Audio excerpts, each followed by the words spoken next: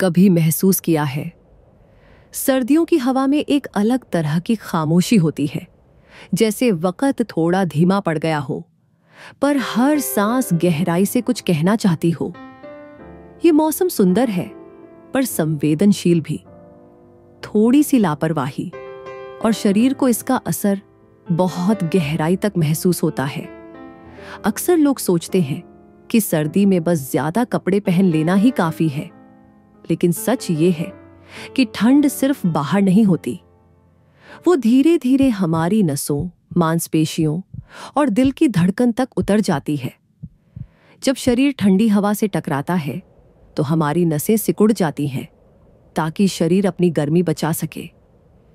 ये एक प्राकृतिक सुरक्षा तंत्र है, लेकिन इससे ब्लड प्रेशर थोड़ा बढ़ जाता है और शरीर को ऑक्सीजन फ्लो बनाए रखने के लिए ज्यादा काम करना पड़ता है।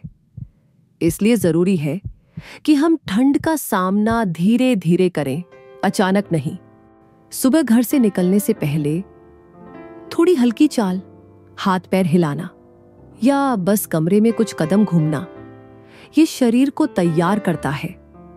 ठंडी हवा से सीधा संपर्क अचानक न करें। गर्म कमरे से ठंडे बाहर में निकलते समय 1 या 2 मिनट का ट्रांजिशन दे ताकि शरीर अपनी लय में बना रहे। और कपड़े, एक मोटा स्वेटर ही नहीं बल्कि 3 परतें जरूरी हैं। अंदर हल्की सूती परत जो पसीना सोख ले, बीच में गर्म परत और सबसे ऊपर हवा से बचाने वाली परत। सिर, पैर और गर्दन, इन जगहों को ढकना कभी ना भूलें। यही वो हिस्से हैं जहां से शरीर की सबसे ज्यादा गर्मी बाहर निकलती है। अब आती है पानी की बात। सर्दियों में हमें प्यास कम लगती है, लेकिन शरीर को फिर भी फ्लूइड बैलेंस की जरूरत होती है। पानी पीना जरूरी है, लेकिन ओवरहाइड्रेशन नहीं। यह याद रखिए, हाइड्रेशन का मतलब अपने शरीर की जरूरत को समझना है, न कि जरूरत से ज्यादा लेना। आपका शरीर खुद संकेत देता है।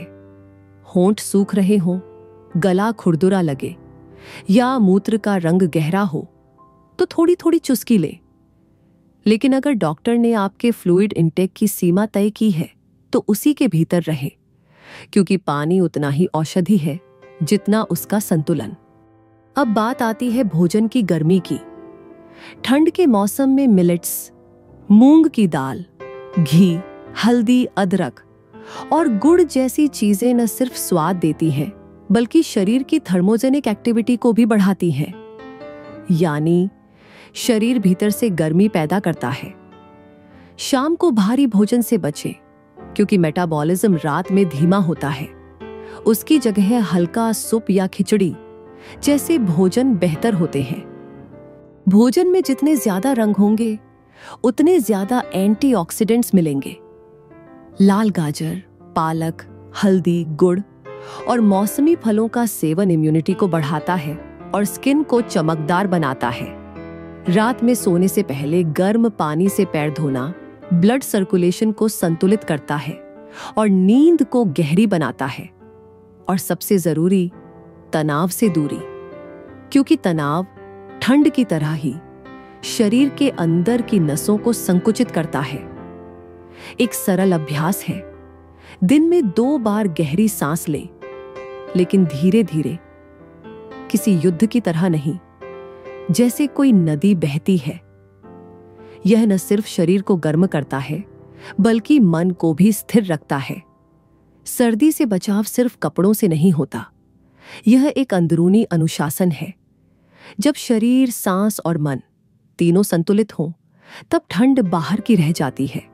रिसर्च बताती है कि विटामिन डी का सही स्तर शरीर में इम्यून सेल्स को सक्रिय रखता है।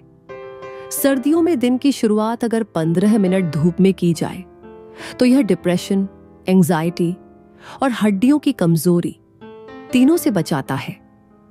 धूप सिर्फ शरीर को नहीं, मूड को भी हील करती है। सर्दियों की लंबी रातें शरीर के रिपेयर टाइम को बढ़ा देती हैं। एक रिसर्च बताती है कि 7 से 8 घंटे की नींद इम्यून सिस्टम को 30% तक बेहतर बनाती है। क्योंकि ठंड में स्ट्रेस हार्मोन कॉर्टिसोल का स्तर बढ़ सकता है, जिससे नींद और पाचन दोनों प्रभावित होते हैं। हर दिन 5 मिनट का ध्यान या कृतज्ञता अभ्यास, मैं सुरक्षित हूं, मैं शांत हूं, यह शरीर को एक सटल वार्मथ देता है जो किसी भी कपड़े से ज्यादा गहरी होती है। अपने प्रियजनों से बातें करना, हंसना, किसी के लिए अच्छा महसूस करना, ये सब शरीर में ऑक्सीटोसिन हार्मोन बढ़ाते हैं जो दिल की धड़कन को स्थिर और आत्मा को शांत करता है।